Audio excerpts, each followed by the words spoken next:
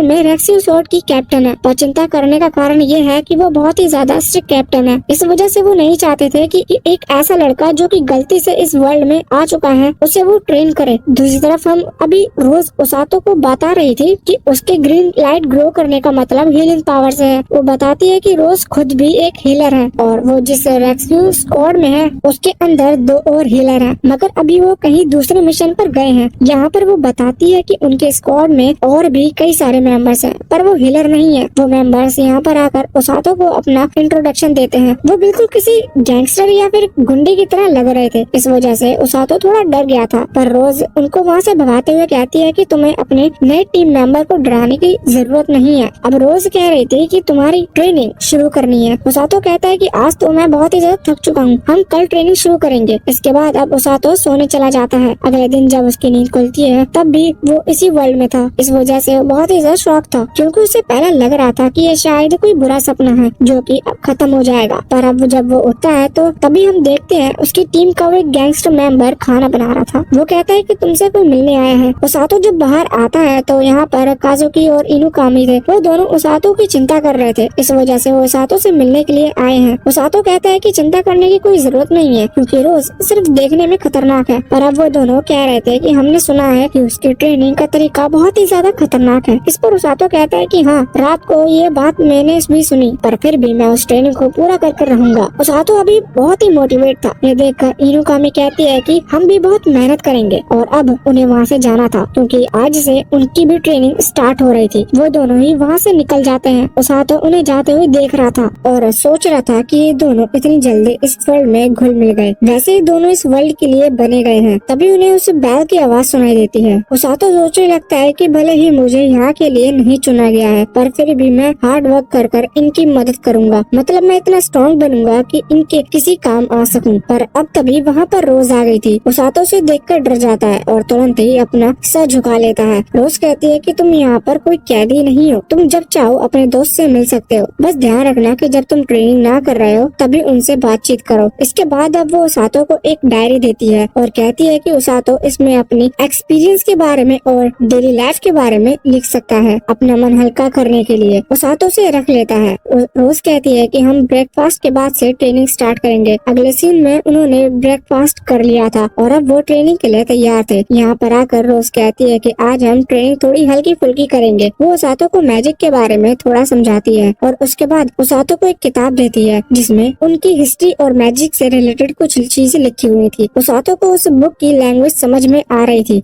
जबकि उसने अभी तक वर्ड्स का अभी तक देखा तक नहीं था। ओसातो ये देखकर शॉक था, पर रोज बताती है कि एक खास स्पेल के कारण हो रहा है जो कि तब एक्टिवेट होता है जब कोई दूसरा वर्ल्ड से इस वर्ल्ड में टेलीपोर्ट हो। ओसातो सब कुछ पढ़ पा रहा था। रोज उसे डिटेल में समझाना स्टार्ट कर दिया था। उनका जो किंगडम है उससे कुछ ही दूर डीमन किंगडम है, यानी कि उनके बीच में ज्यादा दूरी नहीं है, और अगर डीमन किंगडम उनके ऊपर हमला करेंगे तो रोज पहले उन पर जाकर हमला करेगी। वो ओसातो को पहले ही वार्न करती है कि उसे जल्द से जल्द स्ट्रॉन्ग बनना होगा। ओसातो इसके लिए तैयार था। अब पहले दिन तो बहुत ही आसान था, लेकिन अब अगला दिन चालू होता है। आज रोज ने उसे कहा था कि उसे दौड़ना है। ओसातो दौड़ना स्टार्ट करता है। उसे नहीं पता था कि ये उसके मैजिक में क्या काम आएगा या फिर उसके मैजिक इससे किस तरह से स्ट्रॉन्ग बन सकता है, पर फिर भी वो बिना कोई बहाना बनाए दौड़ना चालू करता है। अब वो बहुत देर तक दौड़ रहा था, इस वजह से वो थक जाता है और गिर जाता है। उसके पैरों ने काम करना बंद कर दिया था, पर तभी रोज वहाँ पर आकर उसके पैरों पर जोर से लात मार देती है। यहाँ पर उसने अपने हीलिंग पावर का इस्तेमाल किया था, इस वजह से ओसातो को भी पता नहीं चलता और उसके पैर ठीक हो जाते हैं। रोज फिर से उसे दौड़ाने को कहती है जब तक शाम न हो जाए। ओसातो इस तरह से दौड़ता रहता है। अब इस तरह से तीसरा दिन भी आ गया था और अब चौथा दिन भी आ जाता है। चौथे दिन तक ओसातो अपने टीम के साथ में ऐसा ही दौड़ रहा था। उसकी टीम में जो बाकी मेंबर्स थे वो गैंगस्टर टाइप के मेंबर्स, वो इतना तेज दौड़ते हैं कि ओसातो उनकी बराबरी भी नहीं कर सकता। ऐसा इसलिए क्योंकि वो टीम मेंबर्स बहुत ही टाइम से इस तरह के ट्रेनिंग कर रहे हैं। अब कुछ देर भागने के बाद ओसातो गलती से गिर जाता है। गिरने के बाद उसे ज्यादा चोट नहीं लगी थी, पर तभी वो अपने हाथ पर नोटिस करता है कि ग्रीन लाइट निकल रही है। इसका साफ मतलब यही था कि ये उसकी मैजिक पावर है। वो शॉक था ये देखकर कि उसने दौड़ने की वजह से उसकी हीलिंग एक्टिविटी धीरे धीरे एक्टिव हो रही है। अब वो खुश था और उसे कारण मिल गया था।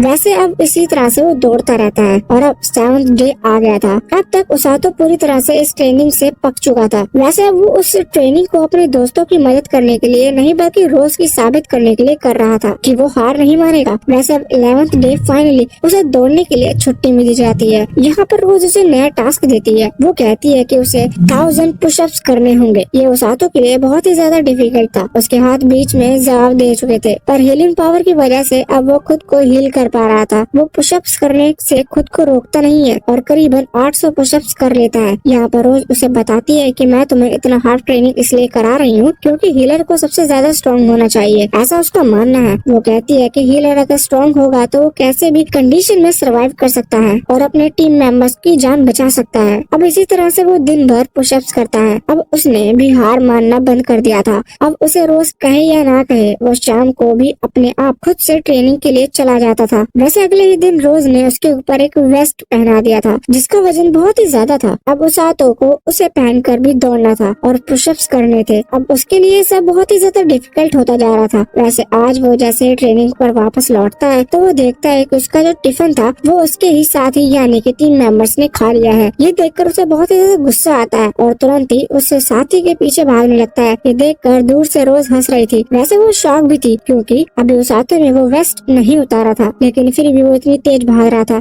जबकि अभी अभी वो इतना हार्ड ट्रेनिंग करके आया है। अब इस तरह से उनकी ट्रेनिंग चलती रहती है। हम देखते हैं कि एक दिन अब इनुकामी और काजुकी उससे मिलने के लिए आते हैं, मगर वो देखकर शॉक थे कि उसातो इस वक्त पुशअप्स कर रहा था और उसके पीठ के ऊपर 10 टन का एक बड़ा सा पत्थर रखा हुआ था और यहाँ तक कि उस बड़े से पत्थर के ऊपर रोज बैठी हुई थी। लेकिन उसातो फिर भी हार नहीं मान रहा था। वो पुशअप्स करते जा रहा था और हर एक पुशअप्स के बाद वो कहता है कि तुम्हें वेट बढ़ा देना चाहिए, तुम बहुत ही हल्की हो। इसके बाद रोज को गुस्सा आता है और वो एक और 10 टन का पत्थर उस बड़े के पत्थर के ऊपर रख देती है। उसातो पहले तो नीचे गिर गया था पर फिर वो खुद को संभालता है। वो यहाँ पर अपनी हीलिंग पावर का इस्तेमाल कर रहा था और पुशअप्स कर रहा था। ये देखकर रोज इम्प्रेस थी। वो कहती है कि तुम सच में बहुत ही ज्यादा सही डायरेक्शन में जा रहे हो। रोज का मानना है कि अगली फाइटिंग सिचुएशन कभी भी आ सकती है, इस वजह से उसातो को जल्द से जल्द उसके लिए तैयार होना चाहिए। यहाँ पर ये सब देखने के बाद काजुकी और इनुकामी दोनों ही बहुत ज्यादा शॉक थे। काजुकी का मानना था कि इतनी ज्यादा खतरनाक ट्रेनिंग नहीं करनी चाहिए। दूसरी तरफ इनुकामी तो इम्प्रेस हो रही थी क्योंकि उसातो की इतनी हार्ड ट्रेनिंग को देखने के बाद बहुत ही ज्यादा मसल गेन हो चुके हैं। यहाँ पर उनका जो नाइट है, मतलब कि उन्हें जो ट्रेन करता है, वो बंदा यहाँ आगे जाकर रोज पर गुस्सा करने लगता है। वो कहता है कि उसे ऐसे नॉर्मल ह्यूमन के लिए इतनी हार्ड ट्रेनिंग का यूज नहीं करना चाहिए, जबकि उसातो तो यहाँ पर आने के लिए चुना भी नहीं गया था। पर रोज कहने लगती है कि उस सब से मुझे कुछ लेना देना नहीं है, मुझे उसातो को हार्ड ट्रेनिंग करानी होगी। आगे चलकर उसातो मेरा राइट हैंड बनने वाला है। इस बारे में उसातो को भी नहीं पता था, इस वजह से वो बहुत ही ज्यादा शौक होता है। तभी रोज कहती है कि उसे अभी सीजल्स के साथ कुछ बात करनी है, इस वजह से उसातो ब्रेक ले सकता है और अपने दोस्त से मिल सकता है। अब उसातो अपने दोस्त के साथ चला जाता है। यहाँ पर अभी उसातो इनुकामी काजुकी के साथ एक और लड़की थी। ये असल में इस किंगडम की प्रिंसेस है। यहाँ पर हमें जानने को मिलता है कि वो जो नाइट इनुकामी और काजुकी के साथ आया था उसका नाम सीजलस है और वो इस पूरे किंगडम के सबसे स्ट्रॉन्ग नाइट में से एक है। यहाँ पर इनुकामी और काजुकी बताते हैं कि असल में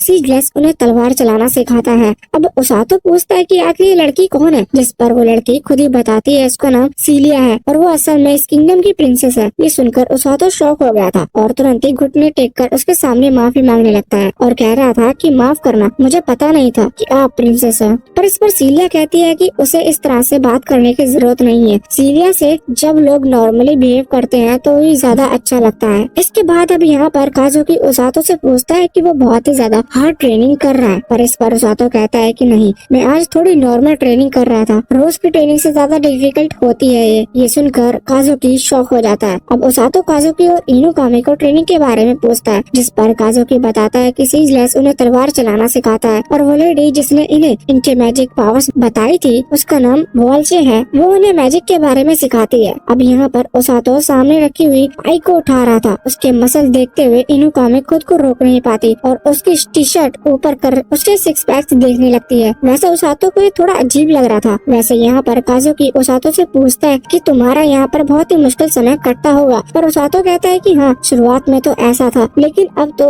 उसे मजा आने लगा है। वो कहता है कि जब मैं यहाँ पर नया नया आया था तो मैंने सोचा क्यों ना मैं यहाँ से भाग जाऊँ, लेकिन रोज इतना तेज भागती है कि मैं कभी उससे बचकर भाग ही नहीं सकता, यहाँ तक कि मैं अभी अभी उसकी बराबरी नहीं कर पाता। पर अब तो मजा आने लगा है। साथ ही वो हीलिंग पावर्स को भी एक्टिवेट कर दिखाता है कि भागने लगने की वजह से ना जाने कैसे अब मैं हीलिंग पावर्स का यूज कर सकती